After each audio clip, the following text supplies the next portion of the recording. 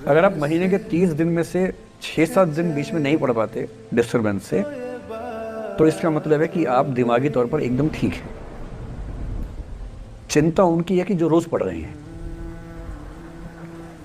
तुम समय को बर्बाद करोगी तो एक दिन आएगा जब समय तुम्हें बर्बाद कर देगा। ये समय का खेल है। तो मुझे हमेशा से ऐसा लगता है कि समय बहुत मायने रखता है। Time is money, time is valuable. ये घूम के नहीं आता।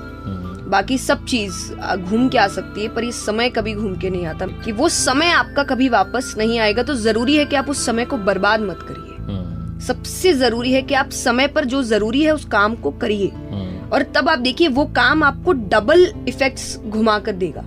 लेकिन अगर आप समय को, जैसा मैंने कहा, बर्बाद करते हैं, तो आगे जाके समय भी अपना बदला आपसे लेगा कि तुमने मुझे बर्बाद किया था, अब तुम्हें जरूरत है मेरी, तो मैं नहीं आऊंगा। और ये हाँ आपकी आत्मा से उठे, ये हाँ आपके हृदय से उठे, दिमाग से नहीं। ये हाँ बोलते हुए आपको रत्ती पर भी शक ना हो, हल्का सा भी शक ना हो कि हाँ मैं अपनी मेहनत पे फिदा हूं। तो साहब समझिएगा कि आप जीवन में किसी बड़ी क्रांति को जन्म देंगे, आप कुछ बड़ा करेंगे साहब। और जीवन में एक 6 महीने का फेज चाहिए होता है, याद रखिएगा मेरी ये बात, 6 महीने का phase. You need a phase of at least 6 months, right? When every day the answer to this question should be yes. एक 180 दिन का फेज चाहिए होता है, जब जीवन में हर दिन, हर रात आप इस सवाल का कि मैं अपनी मेहनत पे फिदा हूं या नहीं हूं, और आप इसका जवाब हां में दे दें कि मैं अपनी मेहनत पे फिदा हूं। जो आदमी 180 दिन इस सवाल का जवाब हां में दे सकता है, वो अपनी जिंदगी में कुछ भी उपलब्ध कर सकता है, कुछ भी, एनीथिंग। कि जब जब जिंदगी नीचे की तरफ जाए, थोड़ा सा हौसला बना के रखिए। कुछ ही दिन की बात होती है, हर चीज़ कुछ ही दिन की होती है। बहुत अच्छे वक्त में और बहुत बुरे वक्त में एक ही वाक्य कॉमन याद रखिए, कुछ दिनों की बात है, ये वक्त गुजर जाएगा। बहुत अच्छा हो तब भी ध्यान रखना है, आदत नहीं बनानी। बहुत बुरा हो तब भी ध्यान रखना है, ये सब खत्म हो जाएगा। ईगल की ही कहानी है कि जब ईगल उड़ता है ना, तो जो कौवे हैं वो उसके पीठ पर चोंच मारने आते हैं। Right, yes.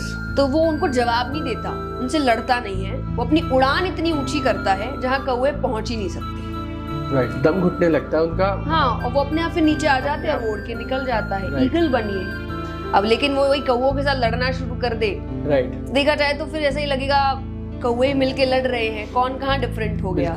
उसका ध्यान लड़ाई में नहीं है, उसका ध्यान अपनी ऊंचाई पर है। तो आप इतने ऊंचे हो जाइए कि आपको अपने आसपास वालों की आवाज या उनका शोर सुनाई ना दे। गिरना भी जरूरी है, औकात का पता चलता है। बढ़ते हैं जब हाथ उठाने को, तब जाकर अपनों को पता चलता है। जिन्हें गुस्सा आता है अक्सर वो लोग सच्चे होते हैं। मैंने झूठों को दिन रात मुस्कुराते हुए देखा है। सीख रहा हूँ इंसानों को। जिसकी जिंदगी में एक मिशन हो, अपने मन का काम हो, ठीक ठाक से रिश्ते हो, 2-4, 1-2 बढ़िया दोस्त हो, परिवार ऐसा हो कि जहाँ आके उसको मजा आता हो, शाम को घर आते हुए अच्छा लगे, ये नहीं कि अब रात गुजारने के लिए जाना ही होगा। उससे सुखी जीवन किसी का नहीं है। और इसलिए मेरा तो उसूल ये है कि दबाव डालकर अपने बच्चे से कुछ भी ना करवाना है, ना सोचना है। हर आदमी से अच्छा एक और आदमी है। कोई ये नहीं बोल सकता मुझसे बेहतर दुनिया में कोई नहीं, बहुत है। आप पर वो कृपा हुई है या आप पर वो स्पॉटलाइट पड़ी है, इसलिए दुनिया को आपका टैलेंट दिख रहा है, वरना आपसे भी टैलेंटेड लोग बैठे हैं। बस बेचारों पे स्पॉटलाइट पड़ नहीं रही, इसलिए उनका टैलेंट दुनिया को नहीं दिख रहा। तो मुझे ऐसा लगता है मुझे मेरी जगह का श्रेय सिर्फ मुझे नहीं देना चाहिए, यूनिवर्स को या ऊपर वाले को देना चाहिए।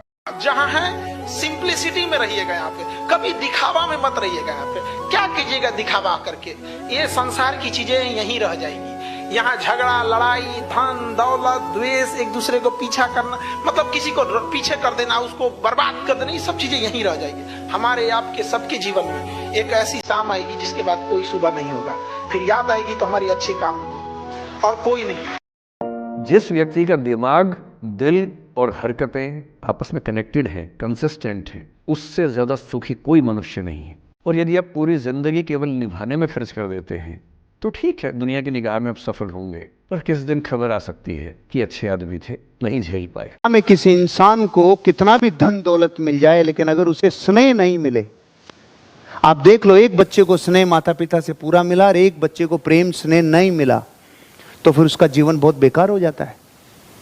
मैं आपको बताता हूं, एक बच्चा अपने बचपन में जो अपने दोस्तों से दुख मिलता है उसे पूरे जीवन भुला नहीं सकता। एक बचपन में जो बच्चा जीता है ना, उसके दोस्तों से मिला हुआ दुख, तो जब उनसे मिला हुआ दुख है इसका मतलब प्रेम नहीं है। वो दुख पूरे जीवन में ही भूलता, पूरे जीवन नहीं भूलता। अगर वो बच्चा बड़ा हो जाता है तो उस बच्चे के जो मित्रों का रस है उसके भीतर, जिससे उसकी फिलॉसफी बनी है, अब उस बच्चे का जब युवा मन होता है तो युवा मन होने के बाद उसे जो धोखा प्रेमिका से मिलता है और जो दुख मिलता है उसे भी वो पूरे जीवन नहीं भुला सकता। एक दो केस इधर है।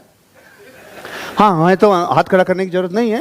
लड़की इज्जत का ध्यान रखे, घर के सम्मान का ध्यान रखे, परिवार का ध्यान रखे। लड़का कर सकता है, उसको हम संभाल लेंगे क्योंकि लड़का है। वो किया भी तो क्या है, वो कुछ गलत कर भी देगा तो इतनी कोई बड़ी बात है नहीं, लड़की कर दे तो गलत है।